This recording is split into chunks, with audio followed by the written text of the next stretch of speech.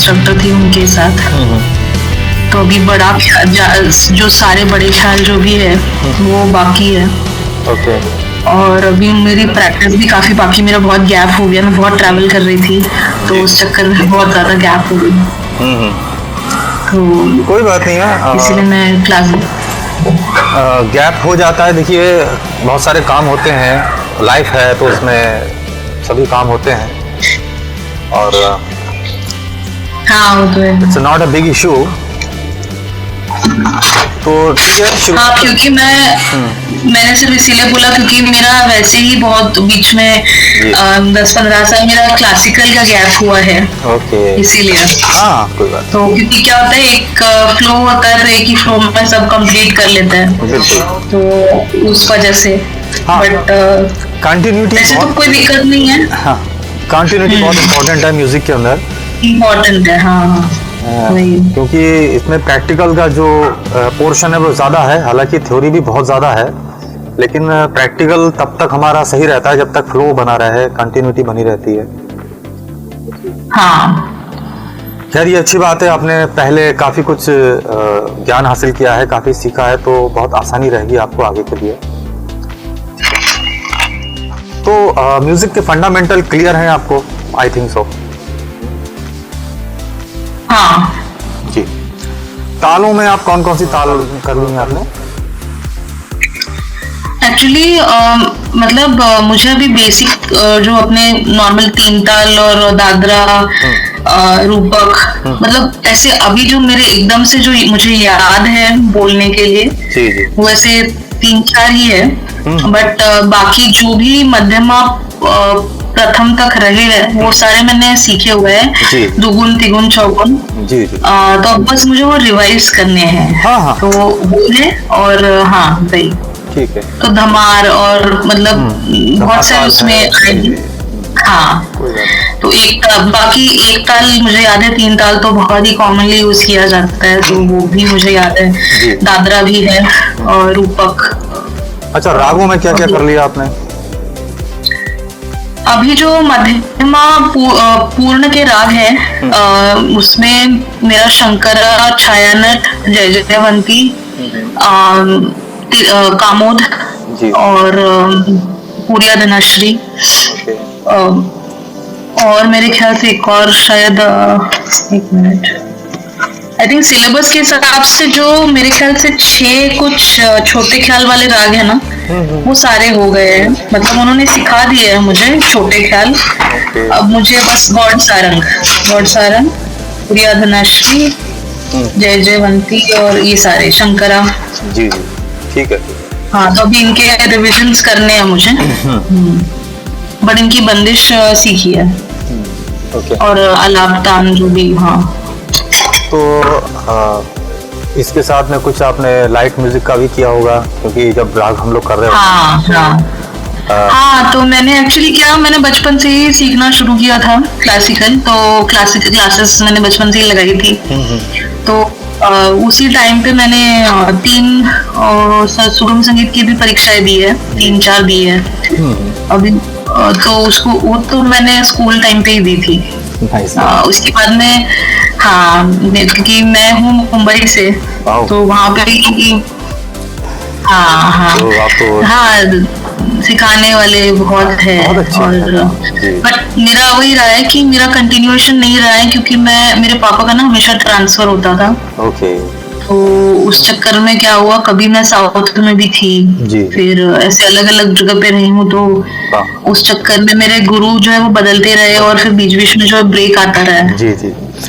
But ठीक है, वो भी एक अलग एक्सपीरियंस था। हाँ बट ऑनलाइन में ये समस्या आपके साथ में नहीं रहने वाली है, क्योंकि ऑनलाइन में आप जहाँ भी होंगे तो सेम टीचर आपको मिल सकता है, अवेलेबल रहेगा ऑनलाइन तो वो दिक्कत नहीं है। हाँ ऑनलाइन तो प्रॉब्लम नहीं है। हाँ और वो बेसिक सही बात है। हाँ अच्छा, आप कहाँ से हैं? मैं यूपी से हूँ, बरेली से। अच्छा फिलहाल आप बरेली में ही हैं या? नहीं मैं बरेली में हूँ, बेसिकली होम टाउन। अच्छा ओके जी बरेली। अच्छा पेरेंटल होम है यहाँ पे। और अच्छा ओके। हालांकि प्रोग्राम के सिलसिले में मैं ऑल ओवर इंडिया ट्रैवल कर चुका हूँ। ऑफलाइन बहुत सिखाया, एकेडमी भी मेरी यहाँ पे रन करती है। अच्छा। हाँ, फुल टाइम एकेडमी पे ही मैं था, बट जब से ऑनलाइन में मैं आया हूँ तो एकेडमी को मैंने थोड़ा सा साइड कर दिया है। दूसरे बच्चे जो थोड़ा बहुत सीख गए हैं उनके ऊपर छोड़ दिया है, और अभी फुल टाइम में यहाँ हूँ, वर्ल्ड वाइड सिखा रहा हूँ। ओके। बेसिकली कुछ संगीत का फंडामेंटल कुछ बताइए, कुछ डिस्कस करते हैं संगीत के बारे में। हालांकि हम राग वगैरह करेंगे, स्वर की उत्पत्ति के विषय में थोड़ा सा डिस्कस करते हैं। मतलब क्या, कैसे बताऊं मैं स्वर की उत्पत्ति?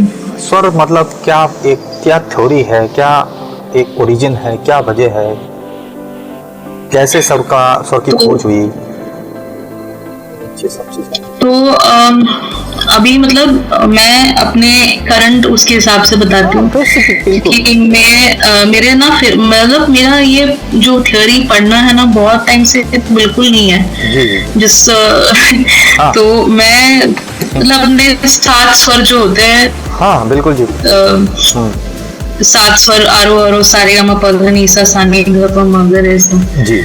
तो स्वर में अब उत्पत्ति मतलब उसका जो स्टोरी है या फिर जो उसके बैकग्राउंड, मतलब जो थ्योरी वाइज मैं बताऊंगी वो तो थोड़ा सा मुझे पढ़ के बोलना पड़ेगा आपको, क्योंकि मैं बहुत आउट ऑफ टच हूँ।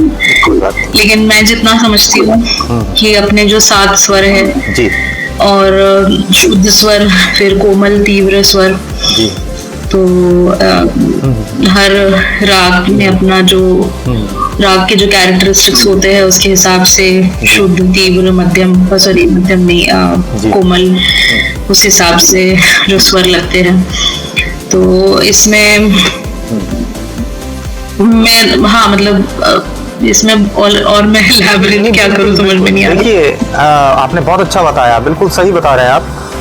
एक्चुअली 12 स्वर हमारे पास टोटल, 12, हाँ 12 स्वर टोटल हमारे पास में है, जिनमें से 7 शुद्ध हैं।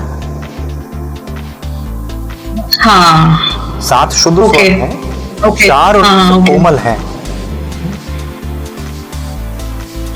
4 कोमल हैं और एक तीव्र है, एक तीव्र स्वर है। तो चाहे भारतीय स्वर सप्तक पद्धति हो या पाश्चात्य स्वर सप्तक पद्धति हो, दोनों ही पद्धतियों में 12 ही स्वर हैं। हालांकि एक्सप्लेनेशन वेस्टर्न का अलग है, भारतीय स्वर सप्तक पद्धति का अलग है। हमारे यहाँ 7 शुद्ध स्वर, 4 कोमल, 1 तीव्र का कंसेप्ट है, और वेस्टर्न में 7 नेचुरल नोट्स हैं। इनमें से जो 5 हैं, 7 में से ही 5 स्वरों का शार्प या फ्लैट रूप भी है। इस वजह से 7 नेचुरल नोट्स और 5 अदर नोट में कुल मिला के वहां भी 12 स्वर है। ठीक है, तो हम मतलब आप बोल रहे हैं 12 स्वर, जो 7 स्वर शुद्ध है जी, जो मतलब ये ओवरलैप होता है ना, लेकिन जो शुद्ध, कोमल, तीव्र जो है जी, ये तो ओवरलैप होता है ना। 7 शुद्ध स्वर है, सा और पा। इनमें से जो सा और पा 2 स्वर जो हैं वो अचल कहे जाते हैं, यानी इमूवेबल। इनका कोई दूसरा रूप नहीं। हाँ सही बात। और बाकी के जो 5 स्वर बचे हैं उन सभी का एक एक रूप और है। हाँ ओके। जैसे रे से कोमल रे बनता है। हाँ कोमल रे। शुद्ध रे जो है रेगा धानी आई थिंक। रेगा धानी ये कोमल जी, कोमल। रे से हाफ नोट पीछे की तरफ या नीचे की ओर कोमल स्वर होता है, कोमल रे हो गया। ग से हाफ नोट पीछे कोमल गा है। शुद्ध धा से हाफ नोट पीछे की ओर कोमल धा है। शुद्ध नी से हाफ नोट पीछे कोमल नी है, कोमल नी है। हाँ। तो ये कोमल स्वरों की डेफिनेशन है कि वो स्वर जो अपने मूल स्वर या स्रोत स्वर या सोर्स नोट से हाफ नोट पीछे की तरफ बोलते हैं, वो कोमल। जो हाफ नोट आप नोट पीछे की तरफ बोल रहे हैं वो कोमल है। और मध्यम में जो मतलब वही तीव्र जो बोलते हैं, मध्यम तीव्र जो होता है यमन में। तीव्र स्वर की डेफिनेशन यह है कि वो अपने मूल स्वर से, जो उसका सोर्स नोट है, जो उसका ओरिजिन है, उससे वो पीछे ना बोल के उससे हाफ नोट आगे बोलता है, आगे होता है। हाँ, इसीलिए वो तीव्र की श्रेणी में आया, अन्यथा वो कोमल हो सकता था। हाँ, सही बात है, ये बात है। पर मध्यम के लिए तीव्र और कोमल जो टर्म है वो इंटरचेंजेबली यूज होते हैं बहुत बार, ऐसा मैंने देखा है। पर वो गलत है ना, मेरे ख्याल से वो बोलना गलत होगा। देखिए ऐसा है, जैसे बहुत बार होता है कि जैसे केदार राग है, उसमें मध्यम जो है वो कोमल भी है, मतलब तीव्र भी है और शुद्ध भी है। देखिए तो उसमें राग डिटेल में ये सारी चीजें हमें पता लगती हैं। और मध्यम जो उसका है वो एक्सपोज करता है शुद्ध वाला। जो फ्लैश होता है वो शुद्ध हो रहा है, और जो तीव्र है वो अल्प मात्रा में प्रयोग करने योग्य है। सही बात। स म प म प द प, तो तीव्र माँ का यहाँ प्रयोग जो है, सही बात है, तीव्र माँ का प्रयोग हमेशा पा के साथ में है, और शुद्ध माँ का प्रयोग जो है वो सा के साथ में ज्यादातर लिया जाता है। ये राग विवरण में दर्ज है। तो हर राग का अपना एक कानून है, नियम है, कायदा है। उस कायदे के अनुसार उस राग में निहित स्वरों को गाया बजाया जाता है, जिससे कि वो राग प्रकट होता है। अब कहने को तो सारे स्वर हमको याद हैं, हमारे सामने हारमोनियम है, उसमें है, तो हम कुछ भी गा सकते हैं। अगर कोई स्वर वर्जित है तो वर्जित को भी हम लगा सकते हैं, लेकिन वो राग तो भंग हो जाएगा, राग का स्वरूप खराब हो जाएगा। ऐसे बहुत सारे राग हैं जिसमें तीव्र माँ अल्प मात्रा में प्रयोग हो रहा है और शुद्ध माँ फ्लैश हो रहा है, ज्यादा हो रहा है। हाँ, कुछ राग ऐसे हैं जिनमें कि तीव्र माँ फ्लैश हो रहा है, शुद्ध माँ अल्प प्रयोग हो रहा है। जैसे अब यमन में तो सिर्फ तीव्र माँ ही है जी, शुद्ध तो है ही। बिल्कुल बिल्कुल। लेकिन यमन कल्याण जो बोलते हैं उसमें भी शुद्ध है, या मतलब तीव्र ही है सिर्फ माँ, या शुद्ध भी है? इनमें दोनों ही माँ प्रयोग किए जाते हैं। यमन कल्याण में यमन कल्याण में दोनों माँ का प्रयोग कर लेते हैं, फ्लैश के रूप में भी कर लेते हैं, दोनों को एक्सपोज करते हुए। हाँ, सही बात है। लेकिन सिर्फ शुद्ध यमन जो होता है उसमें सिर्फ तीव्र माँ ही होता है। हाँ जी, उसमें जो शुद्ध कल्याण है उसमें तीव्र माँ ही प्रयोग होता है, सिर्फ तीव्र माँ होता है। लेकिन जो कुशल गायक हैं, जो पारखी हैं, स्किलफुल हैं, वो क्या करते हैं, वो कुछ भी गा जाए, राग के स्वरूप को बचाते हुए वो उसके अंदर और सुंदरता लाने के लिए उन विवादी स्वरों का भी प्रयोग कर लेते हैं। हाँ, सही बात है। और नॉट ओनली सिंगर्स बट जो इंस्ट्रूमेंट प्लेयर हैं वो भी कहीं ना कहीं शुद्ध और आपको वो राग बड़ा और ज्यादा सुंदर प्रतीत होता है, किंतु राग भी भंग नहीं होता।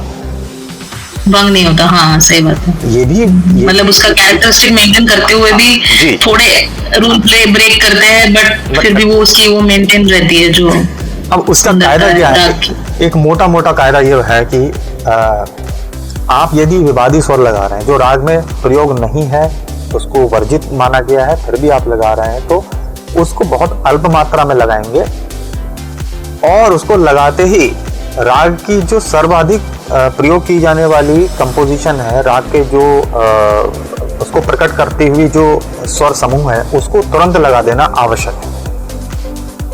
ये एक बड़ी मोटी सी बात है। सही बात।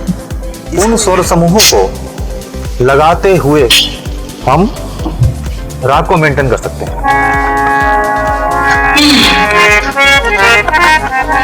सही बात।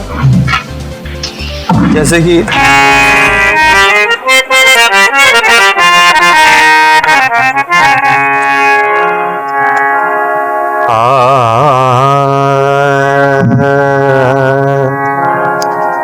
मेरे गा मरे सा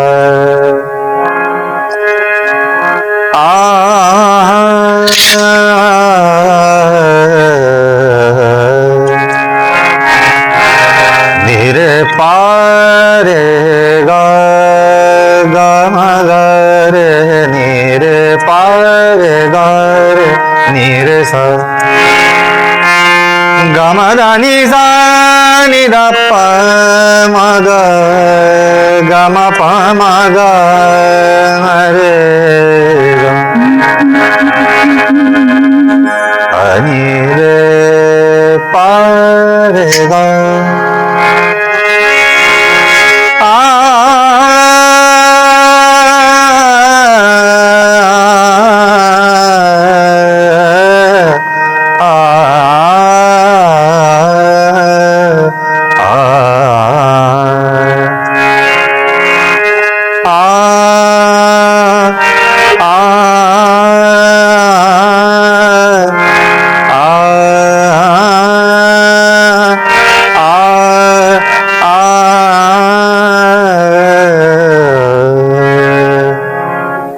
अभी मैंने यहाँ पे तीव्र माँ पे खड़े रह करके मैंने शुद्ध माँ को टच किया है,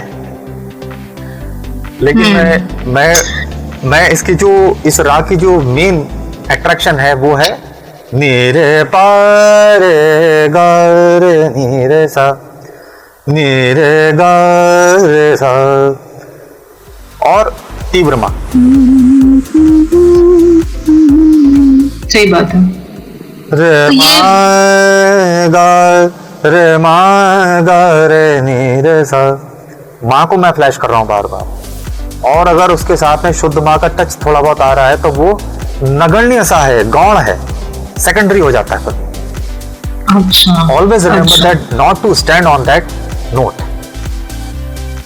अच्छा, ओके, हाँ, तो मतलब उससे ऐसे पास करते हुए yes. आप जाते हो वैसे, बाईपास उस पे ज्यादा जोर नहीं देना, जोर मत कीजिए, वहां फ्लैश मत कीजिए। वो आकर के थोड़ा सा एक विहंगम रूप दिखाएगा, दिखा करके और तुरंत ही गायब, मतलब जैसे कि एक प्रकट हुआ और एकदम नदारद।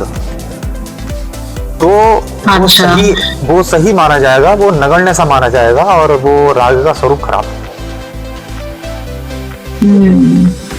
ये चीज मेरे ख्याल से गजल वगैरह में भी, जैसे अभी आपने जो थोड़ा सा एक आलाप जो गाया, उससे मुझे वो रंजिश ही सही जो मेहदी हसन की गजल है वो याद आई। क्या बात है। तो वो भी यमन, बहुत वो यमन पे बेस्ड है। हाँ, यमन पे बेस्ड है। आपका वास्तव में आपका जो एक चयन है, आपका जो सिलेक्शन है, आपके जो सुनने की जो एक कलेक्शन है, that was very good and very nice. ऐसे लोगों को आपने सुना है तो जाहिर सी बात है आपके अंदर संगीत सीखने का, गाने का बहुत अच्छा सेंस डेवलप हो चुका होगा। हाँ, नहीं, घर में है बहुत संगीत का, जैसे कोई गाता नहीं है लेकिन बहुत मेरे नाना जी और दादाजी से मुझे जो सुनते आए हैं ना, वो बहुत, जैसे बहुत बड़े बड़े कलाकारों को, भीमसेन जोशी को बहुत, मतलब सामने सब देखा है उनको परफॉर्म करते हुए बहुत बार। और मतलब वैसे बहुत उस वाले, मतलब जो एक हल्का सा जो माहौल है, न जाने कि ये रंजिश की सही। एक लो लेके देखती हूँ ये शार्प में।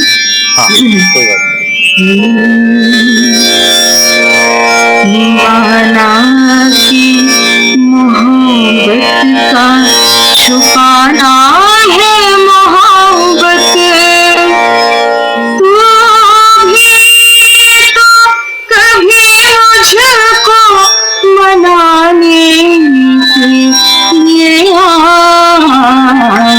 रंजिश नहीं सही, दिल ही दुखाने की ये रंजिश नहीं सही। ज्यादा ये अटेम्प्ट नहीं करती। क्या बात है, बहुत अच्छा। बट ये वाला जो मैं ज्यादा जो अटेम्प्ट करती हूँ वो यमन वाला जो है, वो एक तो अपना आज जाने की जिद न करो, जो बहुत लोगों ने उसको कवर किया है, और एक मेरे ख्याल से यमन बेस्ड ही है, शायद से याद नहीं आ रहा। जगजीत सिंह के दो गजल हैं, एक तो है एक मिनट, उसका नाम मुझे याद नहीं, झुकी झुकी सी नजर, लेकिन शायद वो यमन का नहीं है, एक से नहीं नहीं, झुकी झुकी सी नजर बेकरार है कि नहीं, दबा दबा सा सही, दिल में प्यार है कि नहीं, झुकी झुकी सी नजर, तू अपने दिल की जवां धड़कनों को गिन के बता, तू अपने दिल की जवां धड़कनों को गिन के बता, मेरी तरह तेरा दिल बेकरार है कि नहीं, दबा दबा सा सही, दिल में प्यार है कि नहीं, झुकी झुकी सी नजर। क्या बात। और एक बस सॉरी, आखिरी एक जो मुझे बहुत, और भी एक जो बहुत ज्यादा मतलब गुनगुनाती हूँ मैं, प्यार का पहला खत लिखने में वक्त तो लगता है, प्यार का पहला खत लिखने में वक्त तो लगता है, नए परिंदों को उड़ने में वक्त तो लगता है, प्यार का पहला खत लिखने में वक्त तो लगता है, बहुत बेहतरीन। जिस्म की बात नहीं थी उनके दिल तक जाना था,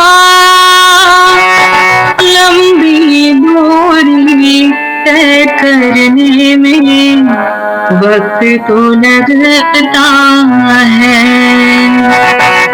बहुत बेहतरीन, क्या बात है, बहुत।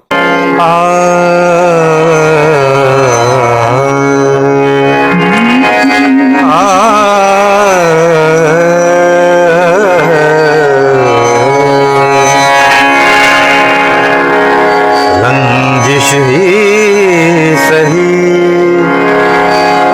रंजिश ही सही, दिल दुखाने के लिए रंजिश ही सही, दिल में दुखाने के लिए रंजिश ही सही, आप से मुझे छोड़ के जाने के लिए रंजिश ही सही,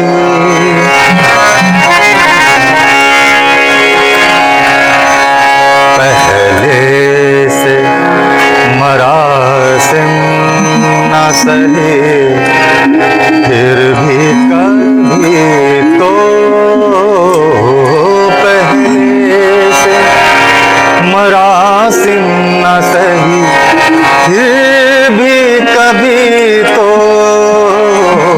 पहले से, पहले से, पहले से, पहले से, पहले से मरासिम न सहे, फिर भी कभी तो रस्मों रहे दुनिया ही निभाने के लिए रंजिश ही सही। अब यहाँ पर भी उन्होंने शुद्ध मात्रा प्रयोग किया था। तमिल लग रहा है। तो लाइट म्यूजिक में तो ऐसा कोई बाउंडेशन नहीं होती है, लगा सकते हैं। बॉन्ड, हाँ एग्जैक्टली, हाँ एकदम छूट थोड़ी होती है उसमें। बाकी जो भी आपने बहुत अच्छा लगा। गजल गाया बड़ा अच्छा है, बहुत बढ़िया आपका एक सेंस है गाने का।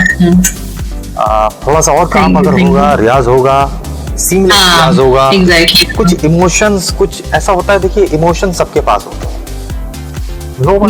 सही बात है। कोई ऐसा नहीं है जिसके पास इमोशन ना हो। इवन जो इंसान नहीं है उन पे भी कुछ ना कुछ कभी इमोशन होते ही हैं, बट हमारा सही बात। एक्सप्रेस कैसे करते हैं, गा कर, गाने के माध्यम से। तो जब हम प्रकट तभी कर पाएंगे, एक्सप्रेस तभी कर पाएंगे जब हमारा भाव होने चाहिए। भाव हम तभी प्रकट कर पाएंगे जब हमारा गला साथ देगा। हाँ सही बात। हम गाना इसलिए रियाज की थोड़ी जरूरत है। ये सारी चीजें हैं। तो खैर बढ़िया है, अच्छा लगा आपसे मिलके, और आपसे भी। हाँ बढ़िया है। ठीक है, कोई क्वेश्चन हो, कोई क्वेरी? मैं अगर कुछ हो, अभी तो नहीं है, कुछ हो तो मैं उनको मतलब एक पूछ लूंगी। जी जी, कोई होगा तो बिल्कुल। ठीक है, thank you so much, thank you so much, नमस्कार।